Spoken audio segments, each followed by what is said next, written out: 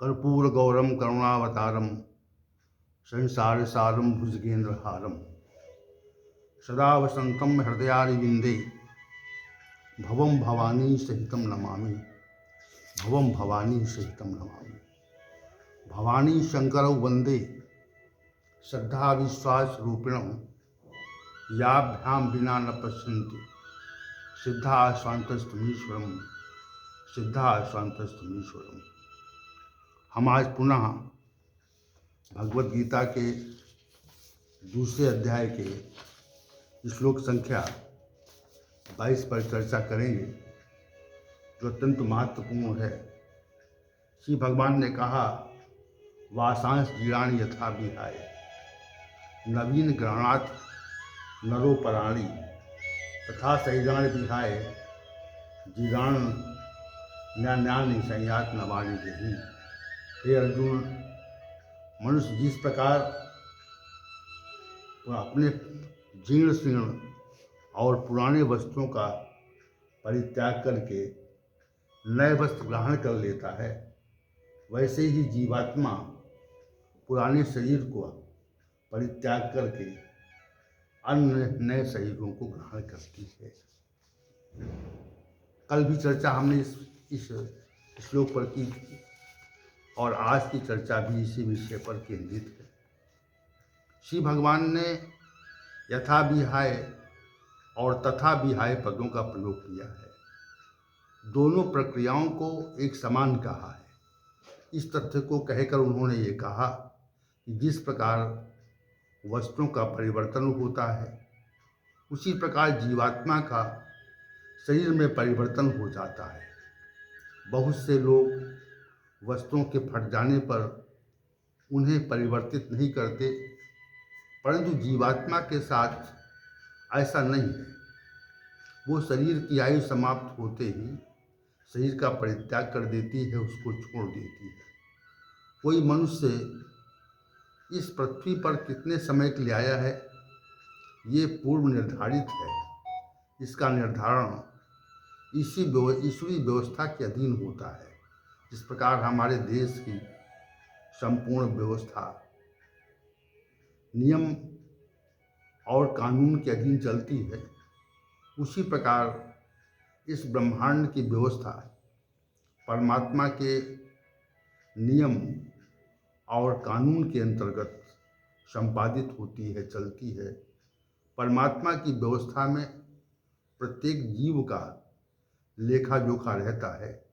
जिस प्रकार हमारे सामाजिक जीवन में कोई घटना होती है तो हम उस घटना के साक्षी होते हैं और उस घटना की पुष्टि के लिए साक्ष्य देते हैं। उसी प्रकार भगवान की व्यवस्था में भी साक्षी जनों की व्यवस्था की गई है और 14 तत्वों को प्रत्येक घटना का, प्रत्येक क्रिया का हमारे द्वारा जो भी संपादन होता है, उन सबका साक्षी बनाया गया है। ये 14 तत्व हैं। पहला तत्व सूर्य है, दूसरा अग्नि है, तीसरा आकाश है, वायु है, इंद्रियां हैं, चंद्रमा है, संध्या है, रात्रि है, दिवस है, दिशाएं हैं, जल है, पृथ्वी है, काल है, धर्म है। इन्हीं उपरोक्त 14 साक्ष्यों के आधार पर परमात्मा की व्यवस्था चलती रहती है और इसी व्यवस्था के आधार पर आयु का निर्धारण होता है। आयु के समाप्त होने पर इस शरीर को जीर्ण माना जाता है और जीर्ण होने पर जीवात्मा का अन्य शरीरों में परिवर्तन हो जाता है। हम कपड़ों के जीर्ण होने पर उन्हें परिवर्तित न करें, ये पृथक तथ्य है, परंतु जीवात्मा का जीर्ण शरीर से हटना एक पृथक बात है, क्योंकि जीवात्मा का शरीर परिवर्तन अनिवार्य है। श्री भगवान ने ये तथ्य प्रस्तुत किया है। जिस प्रकार पुराने वस्त्रों का त्याग करके हम नए वस्त्रों को धारण कर लेते हैं, उसी प्रकार जीवात्मा भी पुराने शरीरों का त्याग करके नए शरीरों का ग्रहण कर लेती है। श्री भगवान का ये कथन परिवर्तन की ओर संकेत करता है, प्रक्रिया की ओर नहीं, क्योंकि वस्तुओं के परिवर्तन की प्रक्रिया दूसरे प्रकार की है और जीवात्मा के शरीर परिवर्तन की प्रक्रिया दूसरे प्रकार की है। श्री भगवान ने वस्तुओं के परिवर्तन हेतु ग्रहणादि पद का प्रयोग किया है और जीवात्मा के परिवर्तन के लिए संयात पद का प्रयोग किया है। एक जड़ है, दूसरा चेतन है। कपड़े ग्रहण किए जाते हैं तथा शरीरों की रचना होती है, शरीरों के सृजन की प्रक्रिया है। इस कारण श्री भगवान ने सटीक मार्मिक क्रियाओं का प्रयोग किया है। शरीर पहले माता के गर्भ में आएगा, फिर वो प्रसव से माता के गर्भ के बाहर जाएगा, पश्चात वो वृद्धि को प्राप्त होगा। ये प्रक्रिया सृजन की प्रक्रिया है। इसी को श्री भगवान ने संयाति पद देकर स्पष्ट किया है। जीर्णान पद दोनों के लिए अर्थात वस्त्र और जीवात्मा के लिए प्रयुक्त हुआ है। जीर्ण का अर्थ है पुराना हो जाना, कपड़ा भी पुराना होता है और शरीर भी अपनी अवधि समाप्त करने पर जीर्ण हो जाता है, पुराना हो जाता है। श्री भगवान के द्वारा कहा गया उपरोक्त श्लोक समाज में बहुत प्रचलित है।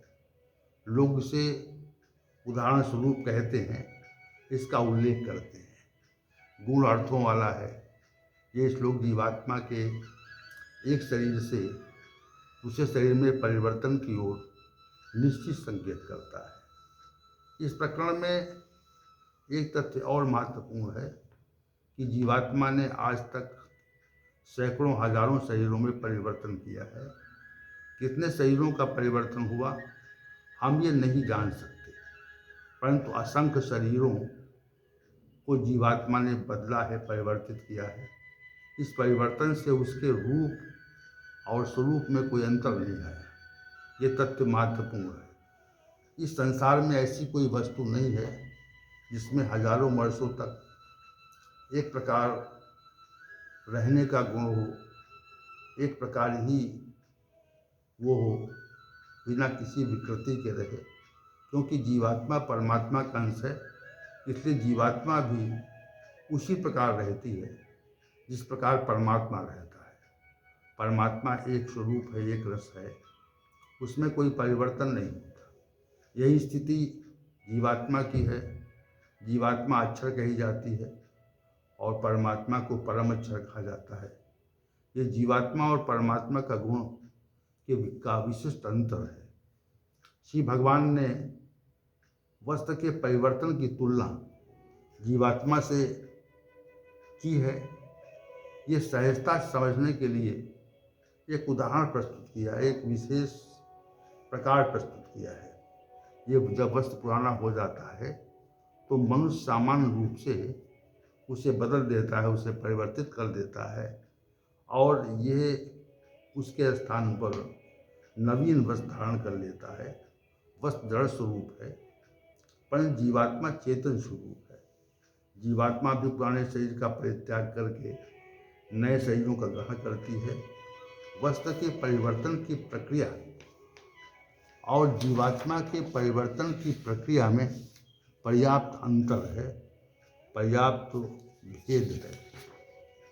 इसलिए श्री भगवान ने वस्तुओं के परिवर्तन का उदाहरण देकर जीवात्मा के परिवर्तन के तथ्य को, उसकी प्रक्रिया को समझाने का प्रयास किया है। जैसे पुराने वस्त्र फट जाते हैं और नए वस्त्र उसके स्थान पर आ जाते हैं, उसी प्रकार जीवात्मा भी पुराने शरीरों का परित्याग करके नए शरीरों को ग्रहण कर लेती है। अर्थात परिवर्तन का तथ्य पूरी तरह से मनुष्य के मस्तिष्क में बैठ जाए, वो इसको क्रियात्मक रूप से जान जाए। इसीलिए यहाँ पर वस्त्र के परिवर्तन का उदाहरण प्रस्तुत किया गया है, जो समझाने के उद्देश्य से है। और वस्तुओं के परिवर्तन की तरह से ही जीवात्मा शरीरों का परिवर्तन करती है। ये परिवर्तन अनादिकाल से निरंतर चला आ रहा है। जीवात्मा वैसी ही है, उसमें कोई परिवर्तन नहीं होता, ये विशेष बात है। उसी भगवान ने इस श्लोक को विशेष रूप से समझाने के लिए प्रस्तुत किया है कि जीवात्मा भी पुराने शरीरों का परिवर्तन करती है और वस्त्रों को भी हम पुराने होने पर उनका परित्याग कर देते हैं। ये तथ्य श्री भगवान ने यहाँ पर स्पष्ट किया है। इस श्लोक के आगे जीवात्मा के विशेष गुणों का वर्णन है और श्लोक संख्या 23 और 24 को हम कल प्रस्तुत करेंगे।